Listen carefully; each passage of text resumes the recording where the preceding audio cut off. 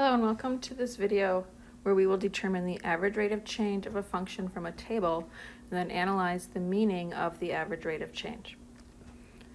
So first we'll review the average rate of change that we saw in a previous video. For a function g defined on an interval a to b, remember a and b are both inputs, the average rate of change of g on the interval a to b is this quantity. So the average rate of change on the interval from a to b equals g of b minus g of a, which is this vertical distance, divided by b minus a, which is this horizontal distance. And we saw that the value of the average rate of change from a to b is actually the slope of this line that passes through the points a, g of a, and b, g of b on the graph of g.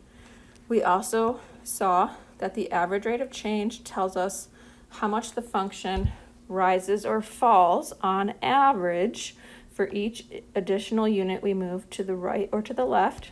And this qualifier on average is important because, for example, this particular graph from between our 2 points on average is decreasing, but there is a subinterval where the function is increasing. Again, that's why we want to include on average the function is rising or falling. And then lastly, the units on the average rate of change on the interval from a to b are the units of output per 1 unit of input. So let's look at an example. The number of students in GVSU's Mary Idema Pugh Library at various times between 2 a.m. and 12 noon on December 12, 2019 is given in the following table. Let m equal p of h represent the number of students in the library h hours after midnight. So h is our input, and then the number of students, m, is our output. Compute the average rate of change on the interval from 4 to 8 for m equals p of h. So if we use our formula, that means we're going to find p of 8 minus p of 4 all over 8 minus 4.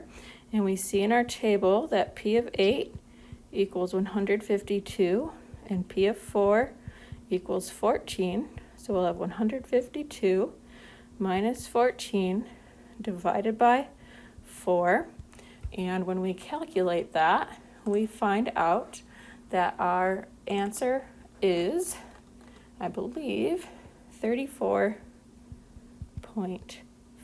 Remember, average rate of change is per 1 unit of input, so we actually want to do that division there. And then take a minute and try to answer part B and C before checking. All right, so we know that the units on the average rate of change are always the output units divided by 1 input unit. And we saw up above that our output was m, the number of students,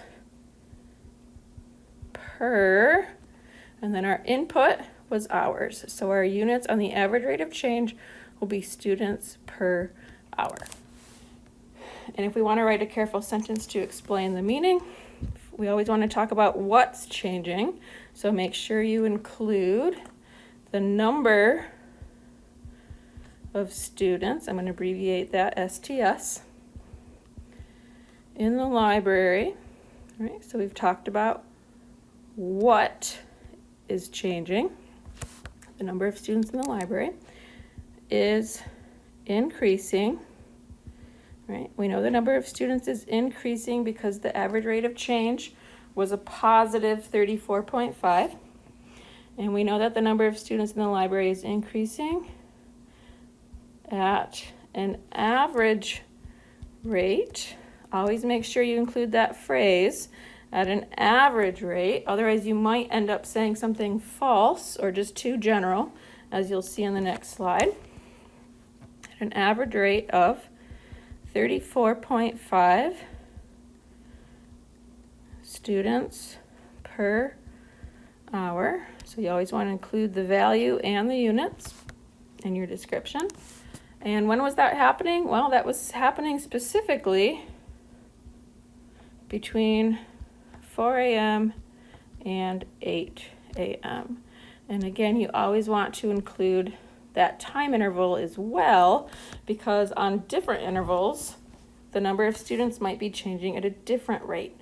So it's important to include all 4 of these things that I highlighted in order to guarantee that your sentence is 1, not too general, and 2, not flat out false, as we'll see with some examples on the next page.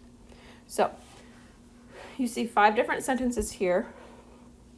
These all represent common errors in ways that students try to explain the meaning of the average rate of change. They're all false statements. So take a couple minutes on your own to try to figure out why they're false, and then we'll go over it together. Okay. So the first sentence says, the number of students who entered the library between 4 a.m. and 8 a.m. is approximately 34.5 students. Well, if you look at the number of students at 8 a.m., 152, and the number of students at 4 a.m., 14, that difference is 138. So we know that at least 138 students entered the library. It could be even more because some students may have left the library and then more came in to make up for that difference. The second sentence says, students were entering the library at an average rate of 34.5 students per hour between 4 a.m. and 8 a.m. And the issue there is the function m equals p of h does not describe students entering the library. M equals p of h is the number of students in the library. Right? So again, students could have been entering the library at a much higher rate, but students also could have been leaving the library. And when you balance that out, the number of students in the library was changing at an average rate of 34.5 students per hour. So you have to be careful how you define the function in your sentence. Make sure it's an appropriate representation of the actual function. Next, we had the number of students in the library is increasing at an average rate of 34.5 students per hour. And the issue with this one is that it's too general. There's no time interval given. This statement is only true between 4 and 8 a.m. For example, if we were to find the average rate of change from 2 a.m. to 4 a.m., that would be 14 minus 9 over 4 minus 2, which equals 2.5. So the average rate of change in the number of students in the library is not always 34.5. That's only true on the interval from 4 to 8. So always include the interval of time. Our fourth one says the number of students in the library is increasing at a rate of 34.5 students per hour between 4 a.m. and 8 a.m. The issue here is that we're missing average, right? The function isn't always increasing at that rate. We cannot assume the rate does not change. Right? For example, if we were to find the average rate of change from 4 to 6, we would get 13 minus 14 over 6 minus 4. That's negative 1/2. So in that case, the number of students is decreasing from 4 to 6 a.m. So we need to talk about how in our meaning sentences, it's an average rate of change. The last sentence says the average change in the number of students in the library between 4 a.m. and 8 a.m. was 34.5 students per hour.